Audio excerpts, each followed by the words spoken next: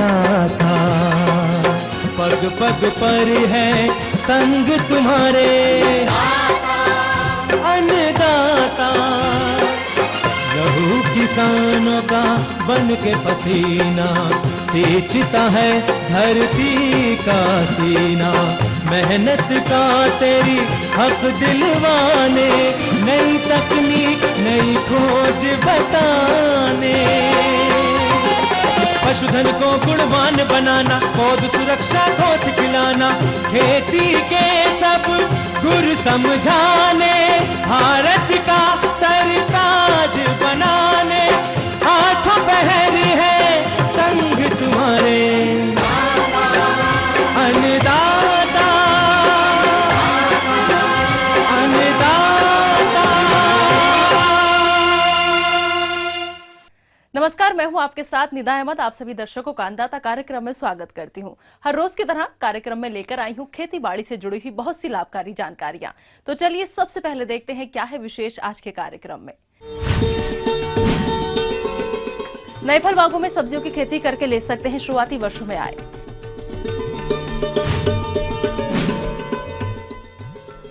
भिंडी की अच्छी पैदावार के लिए फसल में जरूरी कार्य।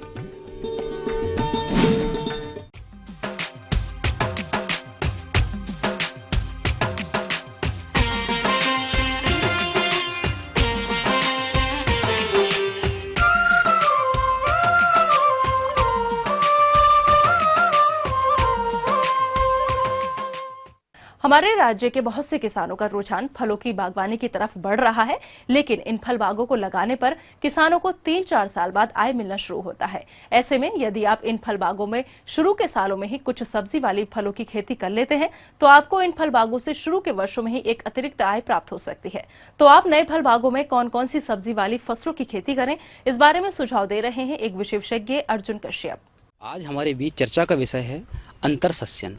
सबसे पहले तो हम ये समझेंगे कि अंतर सस्यन क्या है। जैसा कि हम जानते हैं कि फल उद्यान जब लगाए जाते हैं तो शुरुआती जो 1 से 2 वर्ष रहते हैं उस समय हम जो है फल उत्पादन नहीं लेते हैं। तो ऐसी स्थिति में किसान भाई को एक आय का साधन नहीं होता है। और दूसरी बात एक और कि 2 वर्ष के बाद यदि हम फल लेना चालू भी करते हैं, 2 से लेकर तीसरे वर्ष तक उससे इतना अधिक उत्पादन नहीं होता है जिससे कि किसान भाई को बहुत अधिक आवक हो सके। तब ऐसी स्थिति में जो फल उद्यान होते हैं जैसे कि अमरूद है, नींबू है, संतरा है, अनार है, इनके बीच जो खाली जगह पड़ी होती है उस खाली पड़ी जगह का हम उपयोग कर सकते हैं। उसमें अन्य क्रॉपों को हम लगा सकते हैं, अन्य फसलों को हम लगा सकते हैं, जो कि किसान भाई के एक आय का बहुत अच्छा साधन हो सकती है। किसान भाइयों, यदि आपने अपने खेतों में नए फलदार पौधे लगाए हैं तो उन पौधों के बीच में जो खाली जमीन रहती है उसमें आप कौन कौन सी फसलें लगा सकते हैं तथा इन फसलों का चुनाव करते समय किस तरह की सावधानियां रखनी हैं, आइए जानते हैं। सबसे पहले हम बात करेंगे कि किन फसलों का चुनाव किया जाए जिससे कि हमें अतिरिक्त आय प्राप्त हो। तो फसलों के रूप में हम लोग सब्जियों की अगर बात करें तो सब्जियों के रूप में भिंडी, बैगन, मिर्च, टमाटर, साथ ही साथ कुछ मसाले वाली फसलें जैसे कि अदरक तो आप लोग जो ले सकते हैं। साथ ही साथ हम इसमें हल्दी भी लगा सकते हैं। और अगर हम बात करते हैं दलहन वर्ग की फसलों की एवं तिलहन वर्ग की फसलों की, तो दलहन एवं तिलहन वर्ग की फसलों में हम लोग सोयाबीन, मूंग, उड़द आदि का चुनाव कर सकते हैं। इसके साथ ही साथ अगर हम चाहें तो रबी के मौसम में गेहूं का उत्पादन भी ले सकते हैं। सबसे पहले हम बात करेंगे कि किन सावधानियों को रखा जाए क्रॉप इंटरक्रॉपिंग करते समय या अंतर सस्यन करते समय। तो हम इस बात का विशेष ध्यान रखेंगे कि जो फसल आप अंतर सस्यन के रूप में ले रहे हैं वह फसल मुख्य फसल जो हमारी बगीचे में खड़ी है उसके साथ किसी प्रकार की प्रतियोगिता नहीं करना चाहिए। चाहे वह प्रतियोगिता जगह को लेकर हो, उर्वरक को लेकर हो, प्रकाश को लेकर हो, हवा को लेकर हो या अन्य किसी प्रकार की सिंचाई को लेकर हो। ऐसी फसलों का चुनाव करें जो कि किसी प्रकार की प्रतियोगिता ना करें। दूसरी बात, ऐसी फसलों का चुनाव करें जो कि किसी प्रकार के रोग एवं कीटग्राहिता को न दर्शाती हो। अगर सहायक फसल में रोग एवं कीट लगेंगे तो स्वाभाविक सी बात है कि मुख्य फसल में भी लगेंगे और हमारी मुख्य फसल को खराब करेंगे। दूसरी बात, ऐसी फसलों का चुनाव बिल्कुल ना करें जो कि मृदा उर्वरता को थोड़ा सा कम करती हैं या ख़त्म करती हैं। उदाहरण के लिए हम बात करेंगे मक्का, ज्वार, बाजरा।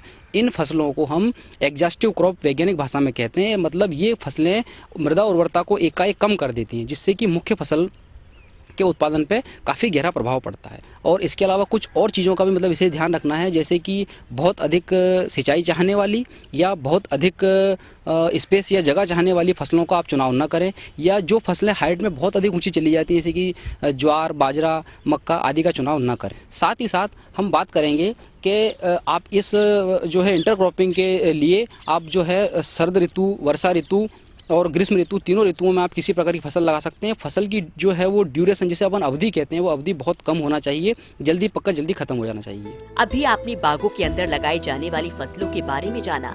आइए अब जानते हैं कि इन फसलों को फलदार पौधों के बीच में किस तरह से लगाना है तथा खड़ी फसलों में सिंचाई और अन्य प्रबंधनों को कैसे करना है। फसलों की बुआई के तरीके कई प्रकार के हो सकते हैं किसान भाइयों।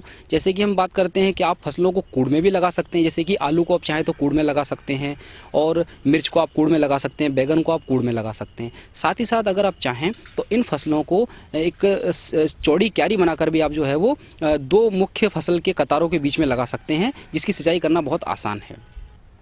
अब किसान भाइयों हम देखेंगे कि जो इंटरक्रॉपिंग जो की जाती है, तो शुरुआती अवस्था में यदि किसान भाई उसको करते हैं तो हम देखेंगे कि उस फसलों को मुख्य पौधे से 1 मीटर की दूरी पर दोनों कतारों के बीच में आप अच्छे से लगाएं। यदि आप उसमें हल्की जुताई करके पौधों को लगाते हैं तो उससे जो होता है कि जो जड़ें होती हैं पौधों की, उनकी हल्की कटाई छटाई हो जाती है, जिससे जो भोजन पौधों का जड़ों की ओर जाता है वो भोजन जड़ों की ओर न जाते हुए ऊपर की ओर, शाखा की ओर डाइवर्स होता है, जिससे कि पौधों की बहुत अच्छी ग्रोथ होती है, बहुत अच्छा विकास होता है, जिससे आपको अधिक उत्पादन मिलता है। दूसरी बात एक और हम सावधानी रखेंगे कि जब भी हम इंटरक्रॉपिंग लगाएंगे या अंतर सस्यन का उपयोग करेंगे तो अंतर सस्यन के दौरान जो फसल आपने लगाई है उस फसल को आप अतिरिक्त रूप से जो उसकी रिकमेंडेशन जो की गई है नाइट्रोजन, फास्फोरस, पोटास एवं अन्य उर्वरकों की, वो उसको अतिरिक्त रूप से आप दें, ना कि मुख्य फसल के साथ आप उसको जोड़ें। दूसरी बात, उसकी जो सिंचाई की अनुशंसा की गई है वे भी आप उसमें दें। यदि ड्रिप इरीगेशन का इस्तेमाल इंटरक्रॉपिंग के रूप में किया जाए सब्जी वाली फसलों में तो इससे आपको जो है अधिक से उत्पादन तो मिलेगा, साथ ही साथ 90% पानी का सदुपयोग भी होगा। और जो आपकी फ्लड विधि जो होती है, जिसे हम कहते हैं बाढ़ विधि, क्यारी विधियां जो होती हैं, इन विधियों की अपेक्षा 50 से लेकर 60% तक आप जो है पानी की बचत कर सकते हैं। किसान भाइयों, हम एक बात का ध्यान रखेंगे कि इससे हमें कुछ लाभ होते हैं। लाभ जैसे कि हम बात करते हैं कि किसान को प्रति इकाई क्षेत्रफल से अधिक आय तो प्राप्त होती ही होती है, साथ ही साथ फसल प्रबंधन में भी बड़ा ही मतलब महत्वपूर्ण रोल अदा करती है इंटरक्रॉपिंग। जैसे कि हम जानते हैं कि यदि हम इंटरक्रॉपिंग लेते हैं तो इंटरक्रॉपिंग जो है अपने जो फील्ड है या जो क्षेत्र है उसमें कार्बनिक पदार्थ की मात्रा बढ़ाती है, साथ ही साथ जो मृदा हास्र होता है, चाहे वो हवा के द्वारा हो या सिंचाई के मतलब पानी के द्वारा हो, उसको भी रोकती है। दूसरी बात, प्रति इकाई क्षेत्र में आपको अधिक से उत्पादन प्राप्त होता है। तो ये थी कुछ उपयोगी जानकारियां। अब लेते हैं एक और छोटा सा ब्रेक, जल्द लौटेंगे और कार्यक्रम में आगे है महत्वपूर्ण जानकारियां। बने रहिए हमारे साथ।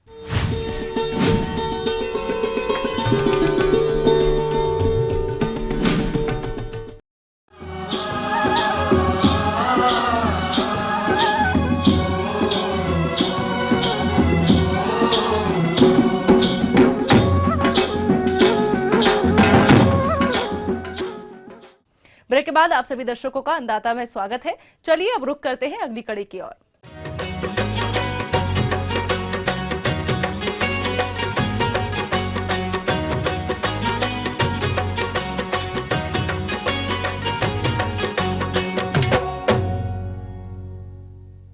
भिंडी की खेती अपने प्रदेश में बड़े पैमाने पर की जाती है और जिन किसानों ने गर्मा भिंडी की बुवाई कर दी है तो वो फसल की अच्छी बढ़वार के लिए एक समय खरपतवार नियंत्रण और सिंचाई प्रबंधन के साथ साथ इसमें लगने वाले कीट और रोगों का नियंत्रण किस प्रकार से करें, इस बारे में विस्तार से जानकारी दे रहे हैं कृषि वैज्ञानिक डॉक्टर RL भारद्वाज। भिंडी एक बहुत ही कॉमर्शियल आर्थिक महत्व की फसल है। जहाँ तक इसके प्रबंधन की बात है, सबसे पहले हम बात करते हैं सिंचाई की। किसी भी फसल की उचित वृद्धि और विकास में सिंचाई का एक महत्वपूर्ण योगदान होता है। अतः हमारे किसान भाई भिंडी की फसल में सिंचाई कब और किस तरह से करें, आइए जानते हैं। सिंचाई इसे कंटिन्यू और रेगुलर पानी की आवश्यकता पड़ती है। किसान भाइयों ध्यान रखिए, इसमें सिंचाई करते समय बहुत ज्यादा हेवी सिंचाई कभी नहीं करनी चाहिए, पहली बात। दूसरा यह है कि इसकी बुआई जो आप दोहरी नाली विधि जो है, दोहरी पंक्ति नाली विधि, जिसमें हम केवल नाली में सिंचाई करते हैं, वो सिंचाई विधि आप अपनाइए या फिर बूंदार सिंचाई विधि का इस्तेमाल कीजिए। इससे पानी की बचत होती है। सामान्यतया जो ग्रीष्मकालीन फसल है उसमें करीबन 5 से 6 दिन पे हमें सिंचाई करने की आवश्यकता पड़ती है, और जो वर्षाकालीन फसल है उसमें जब वर्षा नहीं हो रही हो तो 8 से 10 दिन के अंतर पे आप सिंचाई करें। सिंचाई के साथ में ही दूसरा महत्वपूर्ण बिंदु जो आता है वो आता है खरपतवार नियंत्रण। फसल की बढ़वार को बाधित करने में खरपतवार काफी हद तक जिम्मेदार होते हैं। अगर हमारे किसान भाई भिंडी की फसल में उचित समय पर खरपतवारों का नियंत्रण कर लेते हैं तो उन्हें फसल की उचित बढ़वार के साथ साथ आगे चलकर इससे अधिक उपज की प्राप्ति होती है। तो किसान भाई किस तरह करें इन खरपतवारों का नियंत्रण? भिंडी में खरपतवार नियंत्रण के लिए हमें निराई गुड़ाई ही करनी चाहिए। निराई गुड़ाई करने से एक तो खरपतवार नियंत्रण होता है, दूसरा इसकी जड़ों में अच्छी प्रकार से एरेशन होने से पोषक तत्वों की उपलब्धता बढ़ती है। इसलिए भिंडी की फसल में करीबन 15 दिन, 30 दिन और 45 दिन पे 3 बार हल्की निराई गुड़ाई करनी चाहिए। और 30 दिन और 45 दिन पे जो निराई गुड़ाई कर रहे हैं उसमें जो नाइट्रोजन की अतिरिक्त मात्रा है या जो नाइट्रोजन आपने शुरू में नहीं दी है उसकी 2 डोज वो 30 से 35 किलोग्राम की हो सकती है, आप उसमें जरूर इस्तेमाल में करें। इसके साथ साथ में इसमें कीट और रोगों की जहां तक बात है, इसमें काफी प्रकोप होता है कीटों का और बीमारियों का। सबसे पहले बात करते हैं अपन हरा तेला का या जेसिड जो लगता है। ये एक हरे रंग का हानिकारक कीट होता है जिसकी पीठ के पिछले भाग पर काले धब्बे पाए जाते हैं तथा इसकी शिशु तथा प्रौढ़ दोनों पत्तियों तथा नर्म भागों से रस चूसते हैं। इसके फलस्वरूप पत्तियां पीली पड़कर मुड़ जाती हैं और झुलसी हुई दिखाई देती हैं। तो किसान भाई कैसे करें इस कीट का नियंत्रण? इसके लिए हम मिथाइल डाइमेथोइड या डाइमेथोइड जो आता है उसका इस्तेमाल करें। 1 ml दवा 1 लीटर पानी में डाल करके 1 हेक्टेयर भूमि में लगभग 550 से 600 लीटर पानी का इस्तेमाल करें। इसके साथ साथ में किसान भाइयों इसमें जो प्रमुख कीट लगता है वो है सफेद मक्खी। सफेद मक्खी छोटे छोटे रंग का सफेद रंग का एक कीट होता है और ये पत्तियों का रस चूसता है। इसके साथ साथ में एक बीमारी जो वायरस से फैलती है पत्तियां मोड़ने वाली, वो ये स्थानांतरित करता है। इसके लिए आप पहचान के लिए है कि आप पत्तियों को थोड़ा हिला करके देखें। जैसे हिलाते समय अगर हल्की हल्की मक्खियां उठ करके तुरंत वापस बैठ जाती है, वो सफेद मक्खी है। वो निचली सतह से रस चूसने के कारण पत्तियां ऊपर की ओर मुड़ने लगती है। इसके लिए इमिडाक्लोरोपिड 5 ml प्रति 15 लीटर पानी में डाल करके आप छिड़काव करें और करीबन 7 दिन के बाद में इसको दोहराएं। इसके साथ साथ में किसान भाइयों कई बार जब अगेती बुआई करते हैं तो इसमें चेपा की समस्या आ जाती है, एफिड या मोइला लग जाता है। ये कीट पत्तियों का रस चूसकर फसल को कमजोर कर देते हैं। तो इस कीट से किसान भाई अपनी भिंडी की फसल को बचाने के लिए कौन कौन से उपाय अपनाएं? आइए जानते हैं। इससे बचने के लिए मेलाथियान 50 सीसी की लगभग 2 ml मात्रा प्रति लीटर पानी में मिला करके छिड़काव करने से काफी हद तक इसमें निजात पाया जा सकता है। इसमें लगने वाली प्रमुख जो रोग हैं उसमें पाउडरी मिल्ड्यू एक महत्वपूर्ण, पत्तियों के ऊपर सफेद पाउडर छा जाता है जिसमें प्रकाश संश्लेषण की क्रिया नहीं होने से भिंडी की साइज छोटी हो जाती है और संख्या कम हो जाती है। इससे बचने के लिए हम कैराथियान या सल्फर डस्ट काम में ले सकते हैं और सल्फर डस्ट जो आप काम में ले रहे हैं वो स्प्रे के लिए भी काम में आता है, वेटेबल भी आती है सल्फर। अगर वेटेबल सल्फर काम में ले रहे हैं तो 2 ग्राम सल्फर 1 लीटर पानी में मिला करके इस्तेमाल लें और सल्फर डस्ट का यूज कर रहे हैं तो 25 किलोग्राम सल्फर डस्ट प्रति हेक्टेयर के हिसाब से आप डस्टिंग के रूप में काम में लीजिए, जिससे आसानी से इसको नियंत्रण किया जा सकता है। इसके साथ साथ में भिंडी में एक मोजेक की जो बीमारी, ये एक वायरस से फैलने वाला भिंडी का सबसे व्यापक और हानिकारक रोग है। इस रोग से ग्रसित पौधों की पत्तियों की शिराएं चमकीली व पीले रंग की हो जाती हैं और कुछ दिन बाद पूरी पत्ती पीली पड़ जाती है तथा नई पत्तियां पीली, छोटी तथा सिकुड़कर मुड़ जाती हैं। ये सफेद मक्खी के द्वारा स्थानांतरित की गए वायरस के कारण से होने वाली बीमारी है जिसका नियंत्रण बहुत ही कठिन होता है। इससे अच्छा ये रहेगा कि आप समय पे सफेद मक्खी का नियंत्रण रखें। उसके लिए आप इमिडाक्लोरोपिड का स्प्रे करें या दूसरे इंसेक्टिसाइड का इस्तेमाल कर सकते हैं। साथ साथ में खरपतवार रहित रखें खेत को। अब बहुत ज़्यादा खरपतवार होते हैं तो इन मक्खियों की ज़्यादा संख्या बढ़ जाती है। और बुआई जो है आप द्विपंक्ति नाली विधि से कीजिए जिससे बीच का एरिया शुष्क रहेगा। शुष्क रहने के कारण से इन कीटों का प्रकोप कम रहेगा और बीमारी आसानी से रोकी जा सकती है। तो इस प्रकार से किसान भाइयों अगर हम भिंडी की फसल में सारे वैज्ञानिक तरीके से ये प्रबंधन करते हैं तो हमें पैदावार भी अधिक मिलेगी और फलों की गुणवत्ता में भी काफ़ी सुधार होगा। आगे और भी है कुछ रोचक जानकारियां, पर यहाँ पर रुकेंगे एक और ब्रेक के लिए। जल्द हाजिर होते हैं।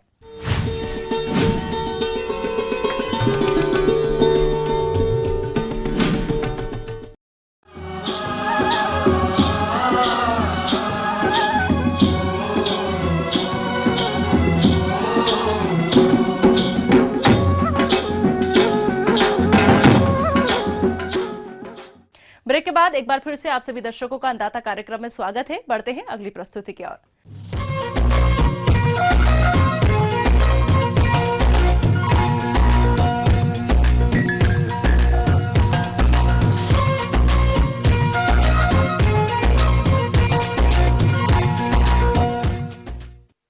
हमारे राज्य के बहुत से किसान भाई बकरी पालन करते हैं, लेकिन उन्हें बकरियों से जितना लाभ मिलना चाहिए उतना नहीं मिलता है। इसकी मुख्य वजह है कि क्षेत्र के अनुकूल नस्ल का चयन नहीं करना। तो झारखंड प्रदेश में पालने के लिए बकरी की कौन कौन सी नस्ल उपयुक्त है और उन बकरियों के लिए आवास आहार का प्रबंधन किस तरह से करें ताकि आपको बकरी पालन से अधिक लाभ हासिल हो सके, इस विषय पर जानकारी के लिए आइए मिलते हैं बिरसा कृषि विश्वविद्यालय रांची के विषय विशेषज्ञ डॉक्टर संत कुमार से। हमारे किसान भाई ये जान लें कि बकरी 3 पर्पज से पाला जाता है। एक दूध उत्पादन के लिए, दूसरा ड्यूअल पर्पस मतलब दूध और मांस दोनों के लिए, तीसरा मांस पर्पस के लिए। झारखंड के किसान भाई हमारे अधिकतर 90% किसान जो हैं ये मांस के लिए पालना चाहते हैं। तो झारखंड के जो उपयुक्त नस्ल है, एक तो है ये ब्लैक बंगाल। ब्लैक बंगाल में विशेषता इसकी ये है कि इसके मांस तो बहुत कम होता है, लेकिन इसकी प्रजनन क्षमता, मांस का क्वालिटी और चमड़े का क्वालिटी बहुत ही अच्छा होता है। एक बार में ये 2 से 3 बच्चा माने करीब 2.5 औसतन बच्चा देती है और हर एक 8 माह के अंतराल पर बच्चा देती है। लेकिन यदि ज़्यादा मांस आप पैदा करना चाहते हैं, क्या कि ये जो ब्लैक बंगाल की बकरी है वो करीब 1 साल में 12 से 15 केजी होती है। लेकिन यदि उसी ब्लैक बंगाल की बकरी को बीटल से हम क्रॉस करा देते हैं तो उसके जो बच्चा पैदा होते हैं 1 साल में 25 से 30 केजी हो जाते हैं, मतलब दोगुना वजन करीब हो जाता है। तो यदि हमारे किसान भाई झारखंड के हैं, मांस के उत्पादन के लिए बकरी पालन करना चाहते हैं, तो ब्लैक बंगाल बकरी रखे और बकरा बीटल रखे, या एक सिरोही भी है। बीटल आपको पंजाब का नस्ल है और सिरोही जो है राजस्थान का है। जमुना पाड़ी इस क्षेत्र के लिए अच्छा नहीं है। तो ये दोनों नस्ल से क्रॉस करा करके उसके बच्चे को मांस में बेचते जाएं, लेकिन बकरी हमेशा ब्लैक बंगाल रखना है। फिर उनकी यदि नस्ल है तो आवास की व्यवस्था होना चाहिए। आवास में हमारे किसान भाई को ज़्यादा खर्च नहीं करना है कि ज़मीन कच्चा टाइप का रखना है। घर बनाने के लिए यहाँ बांस काफ़ी मात्रा में उपलब्ध रहता है, बहुत सस्ते बना के आप ऊपर से फूस दे दीजिए, चाहे कोई चीज़ दीजिए, नहीं है तो ऊपर से पुआल दे करके उस पर प्लास्टिक भी लगा सकते हैं। बकरियों के आवास की नियमित सुबह और शाम के समय साफ सफाई करके चूना या राख का बुरकाव करना चाहिए ताकि गंदगी से फैलने वाले रोगों से बकरियां मुक्त रहें और इनका शारीरिक वृद्धि और विकास ठीक ढंग से हो। दूसरा है कि खान पान में बकरियां आपकी हरे चारा पर भी बहुत काफ़ी रह सकती है। जो ब्लैक बंगाल बकरी है उसको खाने में करीब, जो बड़ी बकरी हो गई, आधा केजी डायमीटर का जरूरत पड़ता है। तो यदि आप हरा चारा दे देते हैं और उसमें 100 ग्राम दाना दे दिए प्रतिदिन, तो आपकी बकरी बहुत अच्छी हो जाएगी। बकरियों के आहार में दाने व खनिज लवण का समावेश करना होता है, अतः इनके संतुलित राशन में प्रयोग किए जाने वाले अवयवों की मात्रा इस प्रकार है।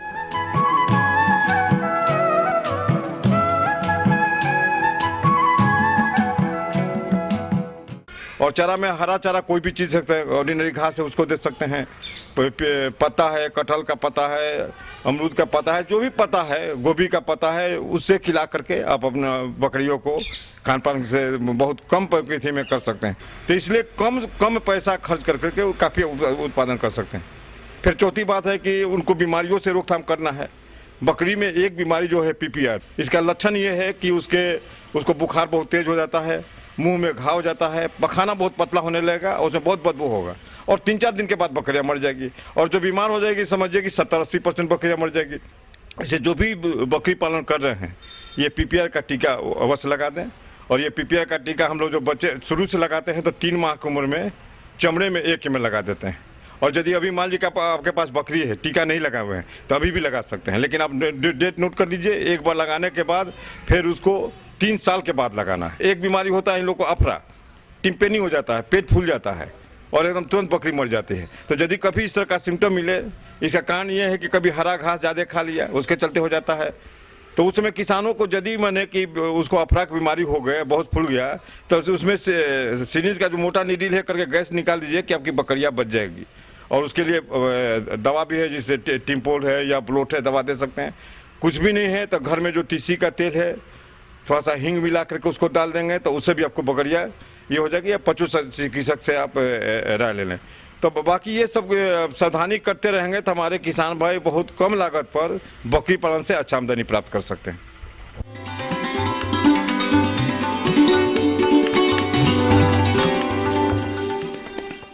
अन्नदाता हेल्पलाइन निशुल्क फोन संपर्क सेवा के माध्यम से आपके द्वारा पूछे गए कृषि से जुड़े प्रश्नों में से एक या फिर दो महत्वपूर्ण प्रश्न को हम अपने कार्यक्रम में शामिल करते हैं और इसी के तहत आज का चयनित प्रश्न और उसका जवाब इस प्रकार है। अन्नदाता निशुल्क फोन संपर्क सेवा के माध्यम से पूछे गए प्रश्नों में से आज हमने जिस प्रश्न को कार्यक्रम में शामिल किया है उससे पूछा है जिला मधुबनी के कृषक अभय कुमार ने। इनकी तंबाकू की फसल में कुछ कीट व रोगों का प्रकोप देखने में आ रहा है, यह इनके नियंत्रण पर जानकारी चाहते हैं। तो अभय कुमार जी, आपकी जानकारी हेतु प्रस्तुत है कार्यक्रम का यह अंश। जो किसान भाई तंबाकू लगाए हैं, अभी के प्रतिकूल मौसम में वो बहुत से कीट एवं बीमारियों से परेशान होंगे। उसमें एक कीट लगता है कटुआ कीट। तो कटुआ कीट से बचाव के लिए एक तो आपको गर्मी में खेत की गहरी जुताई करनी होगी और जो अंडा है उसको जमा करके कलेक्ट करके नष्ट कर देना होगा।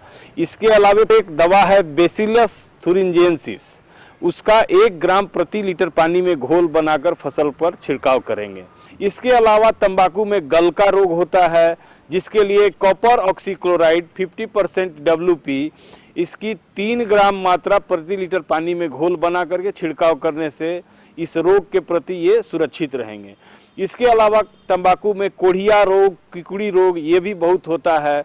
ये विषाणु जनित रोग है जो सफेद मक्खी के द्वारा फैलाया जाता है। इस रोग के प्रकोप होने पर तंबाकू की पत्तियां छोटी और कुकुड़ी हुई दिखती हैं, जिसका समय से नियंत्रण नहीं करने पर पूरी फसल प्रभावित होती है। अतः इसकी रोकथाम कैसे करना है ये जानते हैं। ये विषाणु जनित है, इसलिए इसमें सबसे पहले जैसे ही नजर आए उस पौधे को उस खेत से दूर हटाकर नष्ट कर दें। खेत को साफ सुथरा रखें, खरपतवार मुक्त रखें। इसके अलावा ऑक्सीडेमेटोन मिथाइल 25% EC का भी 1 मिलीलीटर प्रति लीटर पानी के घोल में घोल बनाकर फसल पर छिड़काव करेंगे तो आपका फसल इससे सुरक्षित रहेगा। अब आइए देखते हैं कल दिखाए जाने वाले कार्यक्रम की मुख्य झलकियां। कद्दू वर्गीय सब्जियों से अच्छी उपज हेतु वैज्ञानिक बुवाई विधि। दाने हेतु लगी धनिया की फसल में सिंचाई और पौध संरक्षण उपाय। हम ये उम्मीद करते हैं कि आज का कार्यक्रम आप सभी दर्शकों के लिए उपयोगी रहा होगा। किसान भाइयों, अन्नदाता आपकी सेवा के लिए संकल्परत है। कृषि संबंधित समस्या और सुझावों के लिए आप हमें इस पते पर संपर्क कर सकते हैं। प्रोड्यूसर अन्नदाता ETV Bihar, Jharkhand, Ramoji film city, Hyderabad 501512। साथ ही आप हमें ईमेल भी कर सकते हैं। हमारा ईमेल है anndatavihar@etv.co.in। इसके अतिरिक्त आप हमें निःशुल्क हेल्पलाइन नंबर 1800108599 पर सोमवार से शनिवार सुबह 10 से शाम 4 बजे के बीच संपर्क कर सकते हैं। फिलहाल अन्नदाता की पूरी टीम को दीजिए इजाजत। कल फिर इसी समय आपसे होगी मुलाकात कृषि संबंधित कुछ और महत्वपूर्ण जानकारियों के साथ। नमस्कार।